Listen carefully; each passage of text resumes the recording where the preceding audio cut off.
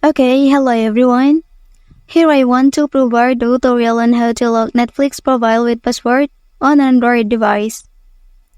Okay, to enhance the security of your profile on Netflix account, you can take the following steps.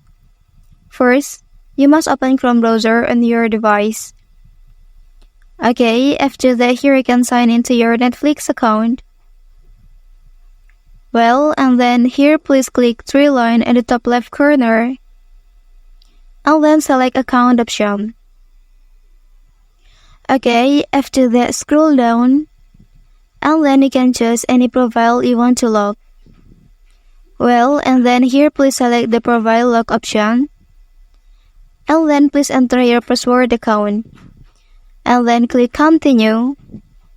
And then please check to agree. Okay, and then please create a 4-digit PIN here. And then click save. Okay, that's the tutorial on how to lock Netflix profile with password on an Android device.